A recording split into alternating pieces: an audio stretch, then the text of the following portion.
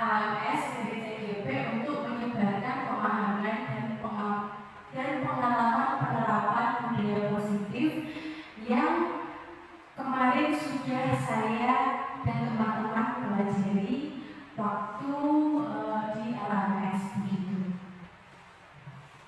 Next. Baik, jadi materi pertama kita pada hari ini adalah mengenai budaya positif. Nah, ada beberapa hal yang nantinya akan saya sampaikan. Yang pertama adalah mengenai perubahan paradigma belajar, lalu mengenai disiplin positif, kemudian kebutuhan belajar manusia, motivasi perilaku manusia, keyakinan kelas, posisi kontrol, segitiga restitusi, dan segitiga restitusi itu sendiri. Nah, pasti Bapak dan Ibu semua bertanya-tanya, bahkan mungkin masih bingung, apa toh kok banyak sekali istilah yang kurang kurang familiar, kurang populer di telinga kita semua. Sama, saya juga seperti itu awalnya. Nah, jadi setelah sekitar 2 bulan saya dan teman-teman itu belajar bersama mengenai materi di HMCGP, itu ada beberapa hal yang kami semua dapatkan. Yang pertama yaitu mengenai filosofi Ki Hajar Dewantara.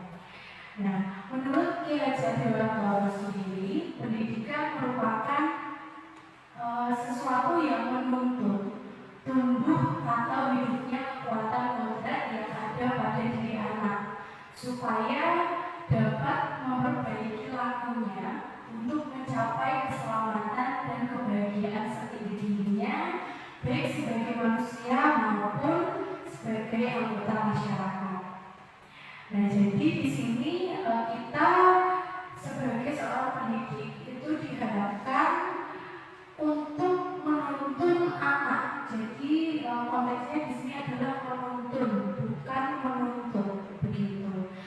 Nah, menuntun tumbuh atau hidupnya kekuatan kodrat. Jadi pada diri anak itu ada 2 kodrat yang dimiliki, yaitu kodrat alam dan kodrat zaman. Gitu. Jadi nanti pembelajaran itu kiranya dapat disesuaikan dengan kodrat alam, dengan lingkungan alam yang ada di sekitar, dikaitkan seperti itu. Kemudian kita juga harus mengaitkannya dengan kodrat zaman. Jadi memang seiring berjalannya waktu, pasti zaman sekarang, zaman kemarin dan zaman terdahulu itu pasti ada sebuah perbedaan. Jadi kita diminta untuk selalu memperbarui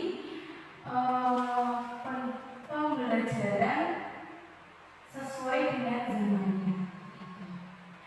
Nah, di sini peran kita sebagai pendidik adalah sebagai seorang pamong dalam memberi tuntunan dan arahan. Nah, itu memang sengaja diberi warna merah karena memang benar-benar digarisbawahi bahwa kita harus benar-benar memberi tuntunan dan arahan supaya murid itu tidak kehilangan arah dan membahayakan dirinya sendiri. Nah, di sini sekolah diibaratkan sebagai tanah tempat bercocok tanam, sehingga murid itu harus mengusahakan sekolah menjadi lingkungan yang menyenangkan, yang bisa menjaga dan melindungi murid-murid dari hal-hal yang tidak baik, hal-hal yang kurang baik, dan supaya karakter murid itu dapat tumbuh dengan baik pula.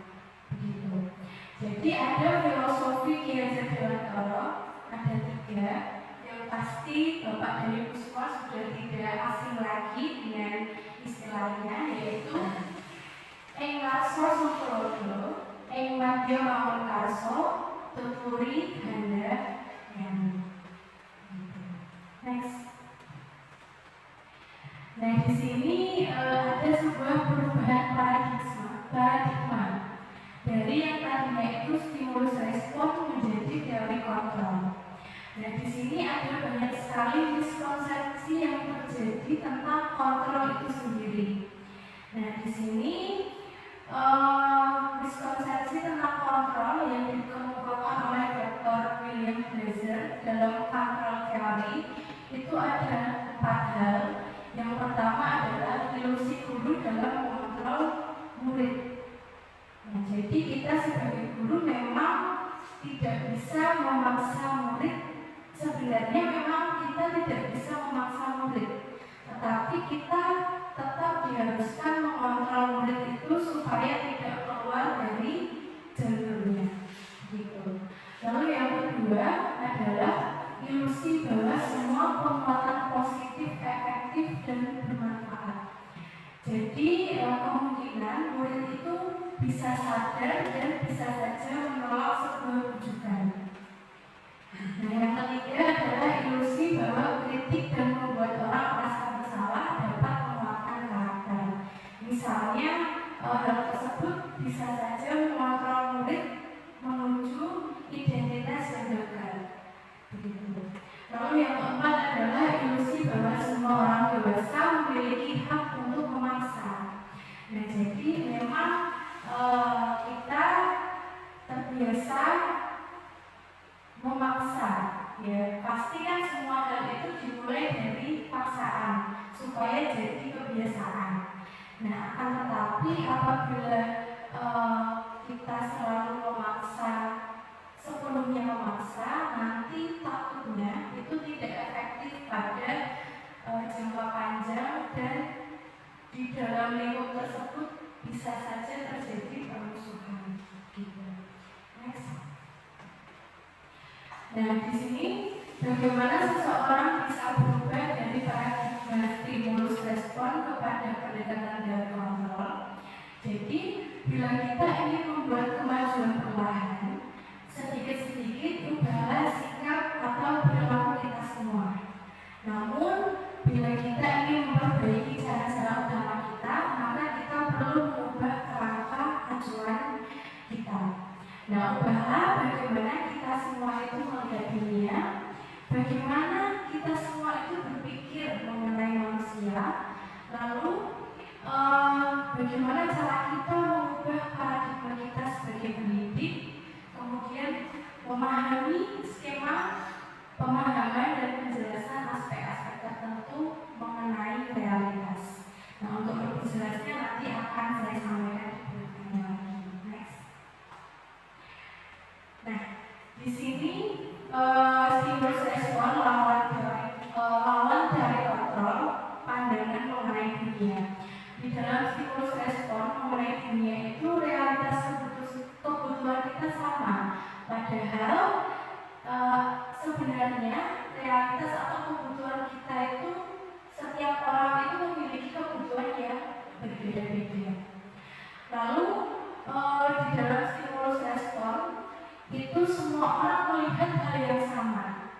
Padahal setiap orang itu pasti memiliki gambaran yang berbeda-beda. Begitu pula dengan murid kita. Kemudian kita mencoba mengubah orang supaya berpandangan sama terhadap kita. Nah, seharusnya pada teori kontrol kita harus bisa berusaha memahami terlebih dahulu, memahami pandangan orang lain mengenai dunia. Dari awal tadi kan bahwa setiap orang itu memiliki gambaran yang berbeda, tidak sama. Jadi kita tidak bisa begitu saja memaksakan pandangan orang lain harus sama terhadap kita. Akan tetapi awalnya kita harus memahami dulu. Jadi pandangan orang terhadap dunia, terhadap pendidikan misalnya itu seperti apa, baru kita istilahnya saling memberikan tukar pendapat atau tukar pikiran. Selanjutnya perilaku buruk dilihat sebagai suatu kesalahan. Padahal semua perilaku itu sebenarnya memiliki tujuan, meskipun di dalam perilaku itu pasti ada perilaku yang buruk, ada perilaku yang salah, ada perilaku yang kurang tepat dan lain sebagainya. Tapi semua perilaku itu pasti sebenarnya memiliki tujuan. Nah, di dalam stimulus respon itu orang lain bisa mengontrol saya seolah-olah seperti itu. Nah, padahal hanya kita sendiri yang bisa mengontrol diri kita sendiri. Nah, jadi kita tidak bisa membuat orang lain itu mengontrol kita kalau kita sendiri tidak ingin dikontrol oleh orang lain. Begitu pula dengan murid kita. Kalau misalnya murid kita itu memang di awal itu pasti dia tidak mau dikontrol oleh orang lain, akan tetapi kita sebagai seorang guru, sebagai seorang pendidik itu memang memiliki tugas untuk bagaimana caranya agar murid itu bisa kita arahkan sesuai dengan hal-hal yang positif. Next, Pak. Nah, di sini masuk ke dalam materi disiplin positif. Nah, bagaimana penerapan disiplin positif di sekolah kita? Nah, sebenarnya kebanyakan orang itu menghubungkan kata disiplin dengan tata tertib, teratur atau kepatuhan terhadap peraturan. Nah, kata disiplin itu juga bisa dihubungkan mengenai hukuman. Jadi kalau semisal kita tidak disiplin, pasti kita akan mendapat hukuman. Begitu. Itu yang kita pahami dari waktu kita kecil sampai kita dewasa.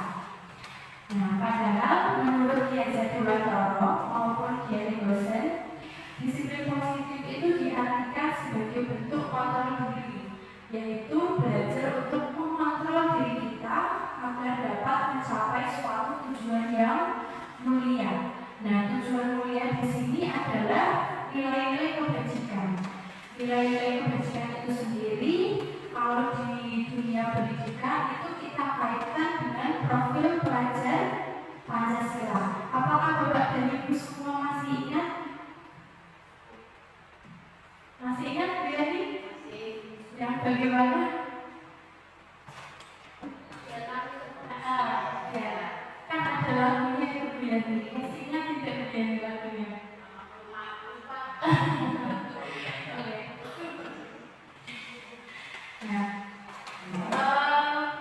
Penerapan disiplin positif sebagai upaya menciptakan anak-anak yang memiliki disiplin positif sehingga mereka dapat berperilaku dengan mengacu nilai-nilai kebajikan universal yang kami motivasi intrinsik. Jadi motivasi yang muncul dari dalam hati anak-anak tersebut bukan hanya motivasi ekstrinsik. Motivasi ekstrinsik itu misalnya apabila kita menginginkan anak itu supaya dapat disiplin, kita kan biasanya memberikan yang pertama mungkin sebuah hukuman. Kamu kalau tidak berangkat sekolah tepat waktu akan dihukum bla bla bla bla, seperti itu. Atau bisa juga diberi sebuah penghargaan, misalnya kalau kamu berani maju ke depan maka nanti akan mendapatkan hadiah dari guru, misalnya seperti itu merupakan motivasi ekstrinsik. Kalau motivasi intrinsik itu memang motivasi yang muncul dari diri anak itu tersebut. Gitu, lanjut. Nah, di sini ada 5 kebutuhan dasar manusia. Nah, jadi setiap manusia itu pasti punya 5 kebutuhan dasar ini. Yang pertama adalah kebutuhan untuk bertahan hidup. Yang kedua, kebutuhan kasih sayang dan rasa ingin diterima. Lalu yang ketiga, kebutuhan penguasaan atau kebutuhan pengakuan atas kemampuan. Lalu yang selanjutnya adalah kebutuhan kebebasan.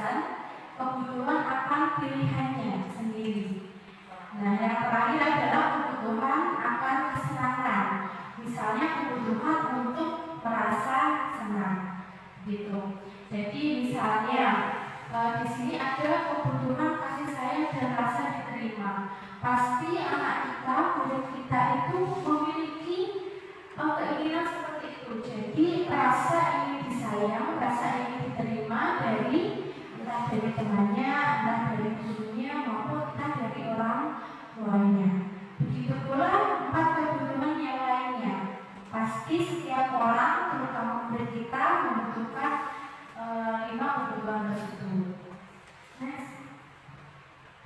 Nah, di sini motivasi perilaku manusia itu ada 3 motivasi perilaku manusia. Di antaranya yang pertama adalah untuk menghindari ketidaknyamanan atau hukuman. Jadi kadang itu seorang murid itu untuk menghindari ketidaknyamanan atau hukuman itu dia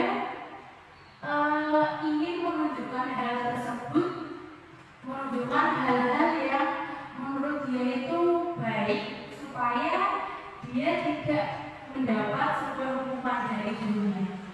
Kemudian di sini ada juga motivasi untuk mendapatkan imbalan atau penghargaan dari orang lain.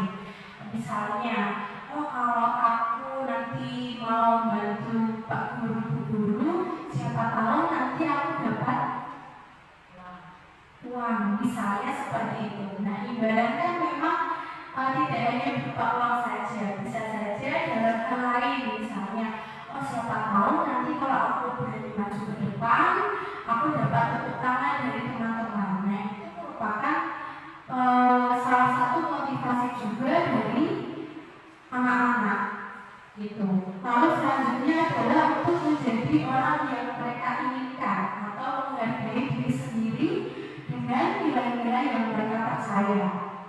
Jadi memang misalnya seorang murid ingin terlihat rajin, pasti murid tersebut itu dalam mengerjakan tugas, dalam mengerjakan PR, dalam mengerjakan semua hal yang diberikan oleh gurunya itu akan dikerjakan dengan sebaik-baiknya, akan dikerjakan dengan serajin-rajinnya, dan itu juga merupakan salah satu motivasi perilaku manusia, khususnya anak-anak. Lanjut. Nah, jadi konsep disiplin dengan integritas gagal. Nah, di sini Alfikon itu mengembangkan baik penghargaan maupun hukuman. Itu merupakan cara-cara mengontrol perilaku seseorang yang bisa menunjukkan potensi untuk pembelajaran yang sesungguhnya. Nah, misalnya di sini ada hukuman dan penghargaan. Nah, untuk hukuman sendiri, apabila murid atau bahkan kita sendiri menempatkan diri sebagai murid, nah, apabila kita dihukum pasti akan merasa menyakitkan. Yang pertama. Kedua, kita juga pasti akan merasa tidak nyaman. Dan yang ketiga, itu murid bisa merasa takut. Yang keempat, murid merasa dipaksa. Oh iya, aku kalau semisal dihukum seperti ini berarti aku harus dipaksa melakukan hal seperti ini, misalnya seperti itu. Lalu selanjutnya itu murid bisa menyembunyikan kemarahan. Jadi emosi yang seharusnya itu bisa dikeluarkan dengan cara yang baik itu bisa dipendam, lalu kemarahannya itu disembunyikan gitu. Dan selanjutnya adalah murid bisa menjadi rendah diri apabila hukuman itu tidak dilakukan dengan sepantasnya gitu. Lalu selain hukuman itu juga ada sebuah penghargaan. Jadi apabila kita terlalu sering memberikan penghargaan kepada murid itu memang kurang efektif. Jadi bisa juga merusak hubungan. Misalnya, murid hanya akan melakukan apa yang kita perintahkan, apa yang kita inginkan, apabila dia mendapatkan sebuah penghargaan. Kalau semisal tidak diberi penghargaan, berarti ya sudah, murid akan malas-malasan melakukan perintah dari kita. Kemudian selanjutnya adalah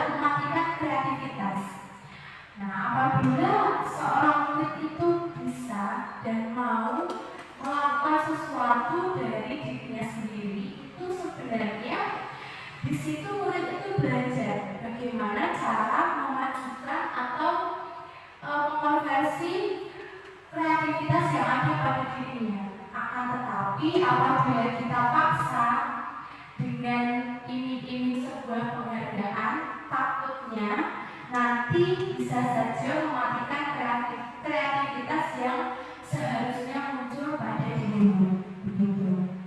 Nah, selanjutnya yaitu membentuk dengan sistem ranking. Memang kita semua tidak asing ya Bapak Ibu dengan sistem ranking yang ada di kelas kita, yang ada di sekolah kita.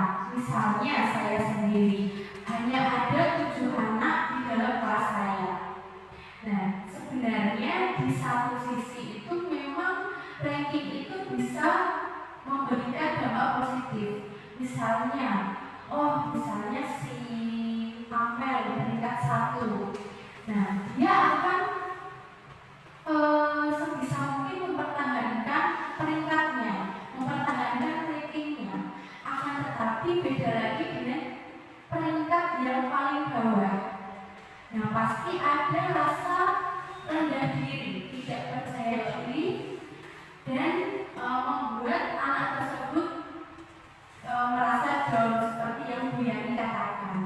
Gitu. Jadi memang di satu sisi kita ingin memberikan peringkat ranking, akan tetapi di sisi lain kita juga memperhitungkan nanti kalau anak-anak yang dapat ranking belakangan merasa rendah diri bagaimana ya, gitu kan. Jadi seolah-olah menghukum anak melalui sistem ranking, padahal memang sebenarnya niat kita tidak seperti itu. Gitu. Lalu selanjutnya adalah merampas hak menghargai dirinya sendiri. Lanjut. Nah, jadi di sini konsep disiplin dengan identitas sukses.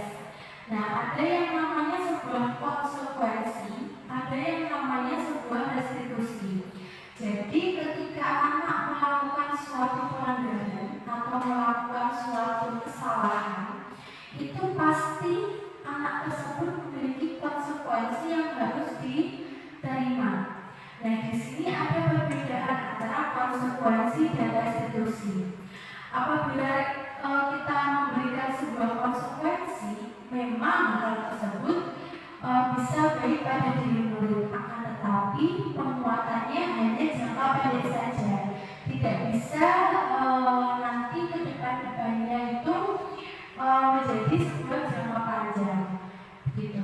Lalu untuk sebuah konsekuensi itu bisa juga memerlukan monitoring yang berkelanjutan. Jadi tidak hanya kita memberikan konsekuensi, misalnya si Adi terlambat masuk sekolah pada jam pelajaran olahraga. Nah, akhirnya Pak Guntur memberikan hukuman berupa lari mengelilingi lapangan. Nah, itu kan salah satu bentuk konsekuensi, begitu.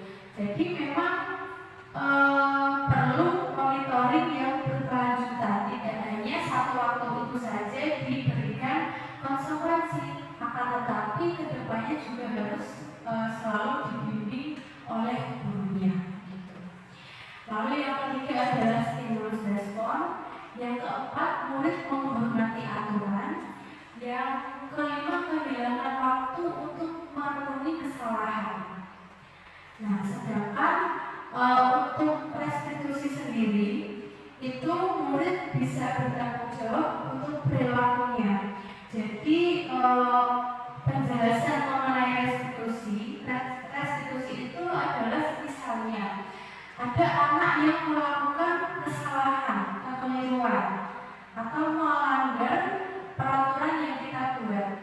Nah, awalnya itu harus ada langkah-langkahnya dulu Bapak Ibu. Jadi yang pertama kita harus menanyakan dulu, kenapa kok kamu bisa terlambat? Misalnya konteksnya di sini adalah terlambat masuk kelas gitu ya. Kenapa kok kamu bisa terlambat? Alasannya apa? Nah, jadi apabila kita sudah mengetahui alasannya, kita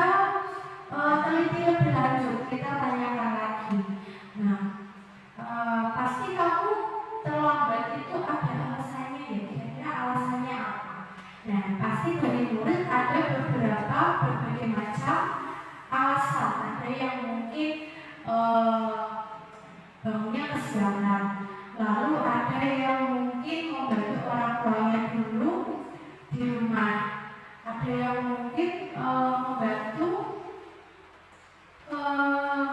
adiknya atau menyiapkan makanan untuk adiknya terlebih dahulu. Nah, ada beberapa alasan yang jadi bisa dikatakan oleh murid. Nah, dari situ nanti kita bisa mencari tahu solusinya seperti apa dengan menghubungkan keyakinan kelas yang sudah kita buat sebelumnya, gitu. Lalu yang kedua adalah fokus pada pemecahan masalah jangka panjang. Nah, seperti yang saya katakan tadi bahwa dalam restitusi itu pasti ada langkah-langkahnya nanti ada di belakang. Nah, di situ nanti kita benar-benar menekankan murid kita itu supaya tidak mengulangi kesalahan yang sudah diperbuat. Jadi jangan sampai kesalahan yang sudah diperbuat tadinya itu kedepannya diulangi lagi.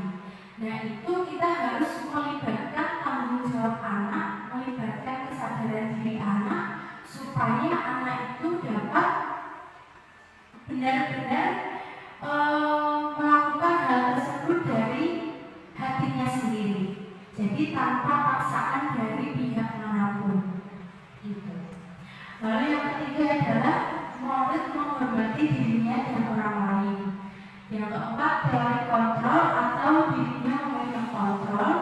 Yang kelima adalah murid bersemangat dalam memperbaiki kesalahan. Nah, di sini konsep disiplin pendekatan studi restitusi. Nah, jadi restitusi tadi adalah proses menciptakan kondisi bagi murid untuk memperbaiki sebuah kesalahan sehingga mereka bisa kembali pada kelompok mereka dengan karakter yang kuat. Yang tadinya melakukan sebuah kesalahan bisa memperbaikinya dan meningkatkan karakter positifnya. Gitu. Nah, di sini ciri-ciri restitusi itu adalah yang pertama, bukan menebus kesalahan, melainkan belajar dari kesalahan. Yang kedua adalah memperbaiki hubungan. Yang ketiga, tawaran, bukan paksaan. Yang keempat, menuntun untuk melihat dalam dirinya sendiri.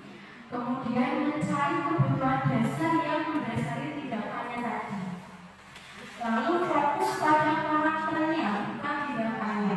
Jadi fokus pada karakter yang nantinya akan dibentuk dan diperbaiki, bukan tindakan yang sudah dilakukan.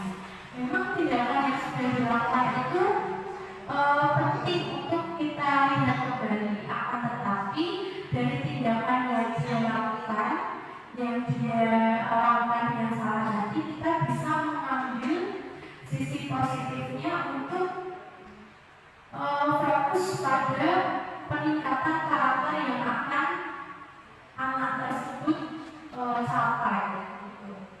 Lalu yang terakhir adalah menguatkan dan fokus pada solusinya. Jadi bukan fokus terhadap masalahnya, melainkan kita semua mengajak anak untuk sama-sama mencari solusinya. Gitu. Nah, melalui pendekatan restitusi, ketika murid berbuat salah, guru akan menanggapi dengan mengajak murid berefleksi tentang apa yang dapat mereka lakukan untuk memperbaiki kesalahan mereka, sehingga mereka menjadi pribadi yang baik dan menghargai dirinya sendiri. Next. Nah, di sini ada 3 langkah dalam melakukan pendekatan studi restitusi. Yang pertama adalah menstabilkan identitas. Nah, kita semua akan melakukan hal yang terbaik yang bisa kita lakukan. Yang kedua adalah validasi yang salah. Jadi semua perilaku tadi harus kita sadari bahwa semua perilaku itu pasti memiliki alasan. Gitu. Dan yang terakhir adalah menayangkan keyakinan. Nah, kita semua pasti memiliki motivasi internal, khususnya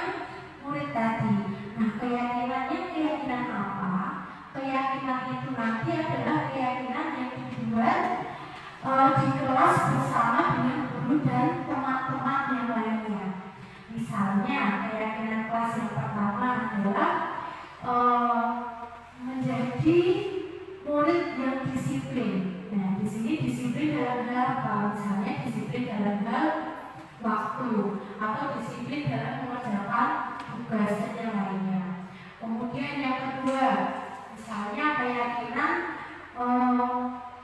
tidak boleh mengganggu teman saat pelajaran berlangsung seperti itu dan lain sebagainya. Jadi keyakinan kelas itu nanti harus dibuat guru terlebih dahulu sebelum menjalankan segitiga restitusi. Gitu. Next. Nah, misalnya di sini yang pertama tadi adalah menstabilkan identitas. Nah, setiap orang pasti pernah melakukan kesalahan. Misalnya, kita menanyakannya dengan hal seperti ini. Misal kemarin ada kasus di kelas,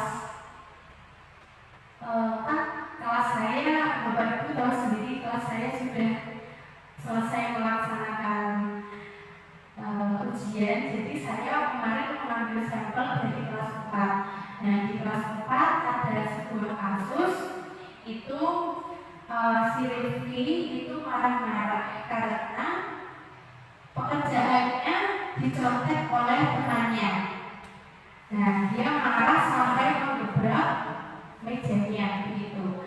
Nah, kemudian saya coba berkomunikasi dengan Pak Dedi untuk menjalankan segitiga restitusi. Jadi awalnya saya tanya dulu. Nah, Rifki katanya kamu tadi harus bertengkar ya dengan temanmu. Nah, dia menjawab, iya Bu, saya harus bertengkar. Nah, saya tanyakan lagi, kira-kira kenapa tuh kok kamu bisa bertengkar? Alasannya apa? Gitu. Ternyata Rifki menjawab bahwa alasannya itu karena tugasnya dicontek dan dia merasa tidak terima. Nah, lalu saya tanya lagi, lalu setelah kamu merasa tidak terima, apa yang kamu lakukan? Nah, Rifki menjawab bahwa dia marah-marah, dia mengeluarkan ucapan yang agak jelekit, kemudian dia lumayan emosi dan menggunakan meja temannya gitu. Nah, di situ saya tidak langsung menghakimi perilaku dari Rifki, akan tetapi saya mencoba memahami terlebih dahulu dengan kata-kata seperti ini. Rifki, memang dicontek itu tidak enak. Ya, saya guru kalau misalnya menjadi Rifki pasti juga akan merasakan hal yang sama. Pasti dalam hati saya itu pasti akan merasa marah, merasa tidak rela kalau pekerjaannya sampai dicontek. Gitu. Akan tetapi kamu itu bukan satu-satunya yang pernah melakukan hal seperti ini. Bu guru juga pernah. Gitu. Jadi kita tenangkan dulu. Yang namanya anak emosi kan kadang ada emosi yang tidak terkontrol. Jadi kita tenangkan dulu dengan cara menstabilkan identitas. Lalu validasi tindakan yang salah. Saya tanya, kamu pasti punya alasan ya, kenapa kok kamu bisa melakukan hal seperti itu. Gitu. Setelah saya mendapatkan jawaban dari Rifki, akhirnya saya tahu bahwa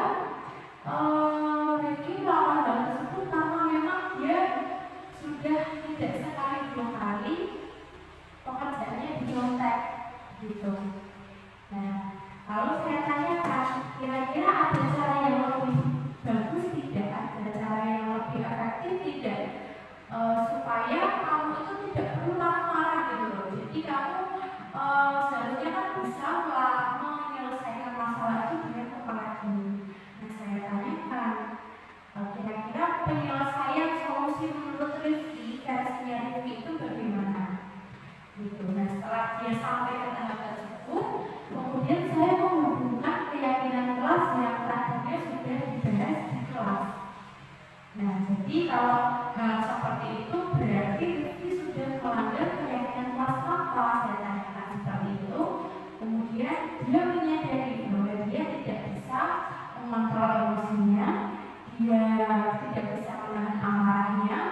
Kemudian dia juga menyadari bahwa hal tersebut adalah hal yang salah, gitu. Nah, saya tanyakan lebih lanjut, lalu kamu ingin menjadi yang orang yang seperti apa, gitu. Kalau perbuatanmu tadi salah, berarti kamu harus bagaimana? Nah, dari situ dia menyadari bahwa tidak semua masalah itu harus diselesaikan dengan penuh emosi seperti yang dilakukan Rifki tadi, akan tetapi bisa diselesaikan secara kekeluargaan. Rifki juga menyadari bahwa seharusnya masalah seperti itu harus dilaporkan dulu kepada gurunya supaya guru itu bisa menjadi penengah dalam permasalahan seperti itu. Gitu. Nah, di situ akhirnya dia menyadari bahwasanya antara keyakinan kelas dan suatu masalah yang timbul itu memiliki suatu hubungan. Gitu. Next. Dan di sini kita sebagai guru itu punya 5 posisi kontrol. Yang pertama, kita bisa saja menjadi seorang penghukum.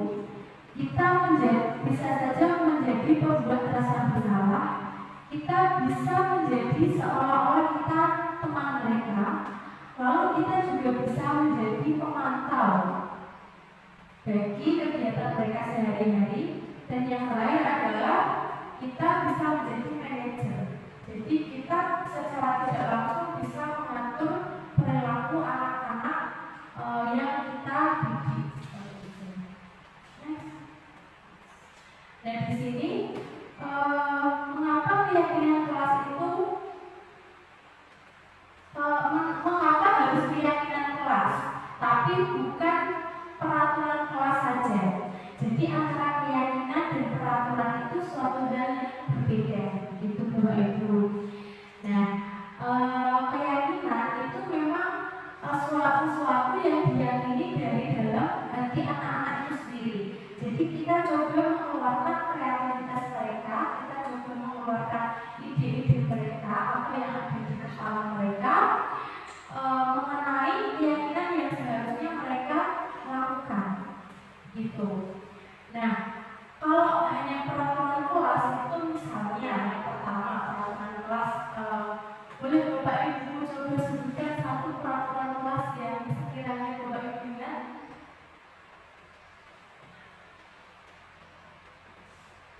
Aku biarin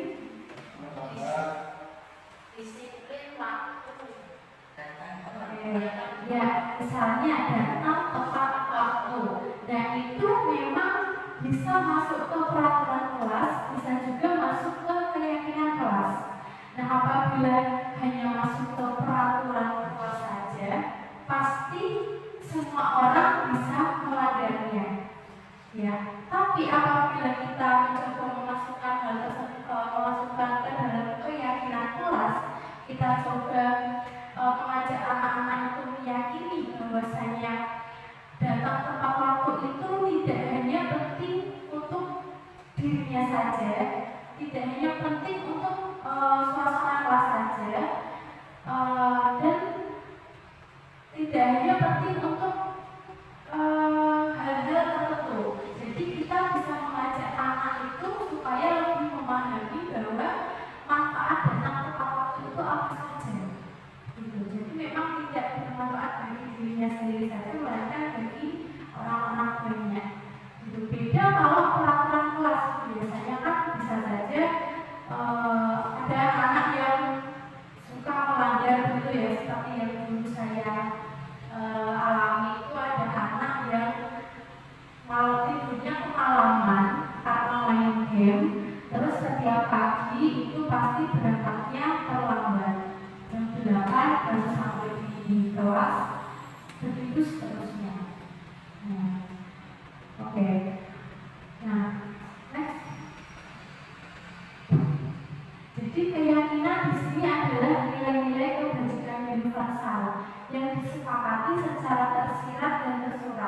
tidak hanya ditulis di depan saja, melainkan juga ditanamkan ke dalam pikiran anak-anak gitu.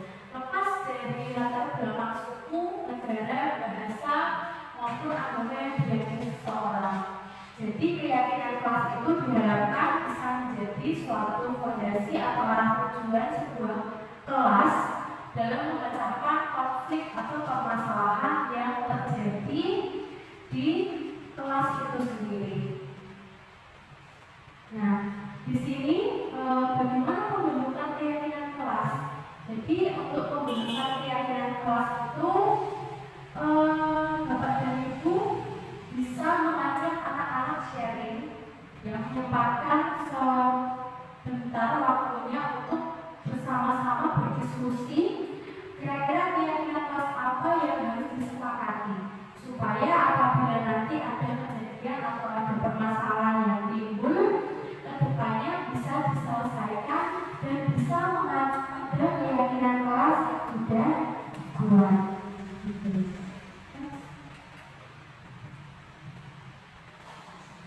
Nah, akhirnya kita semua sudah selesai pada tahap refleksi. Baik, ada beberapa pertanyaan, mungkin Bapak dan Ibu boleh menjawab dengan pemahaman Bapak Ibu sendiri. Yang pertama, sebelum mengikuti kegiatan diskriminasi ini, kira-kira apa yang Bapak Ibu ketahui sebelumnya mengenai kata disiplin?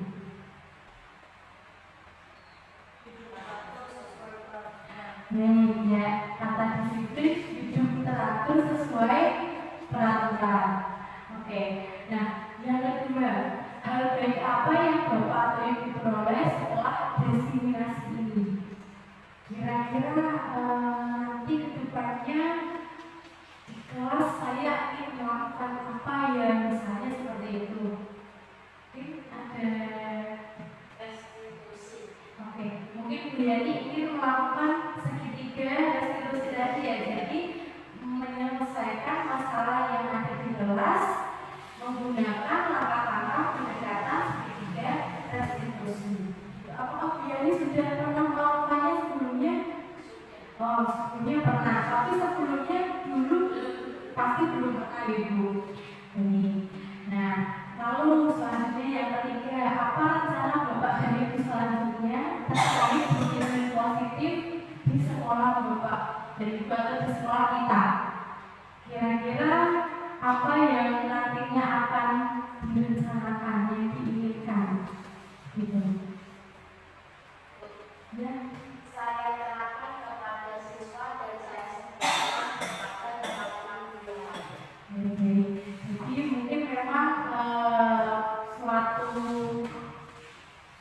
materi, suatu ilmu itu memang yang pertama setelah kita pahami memang harus diterapkan ke anak-anak kita itu. Nah, setelah kita terapkan di anak-anak kita, mungkin banyak pengalaman yang terjadi, banyak hal-hal baru yang mungkin terjadi, kemudian bisa kita berikan atau kita sebarkan kepada teman-teman kita supaya teman-teman kita juga mendapatkan apa yang kita dapatkan.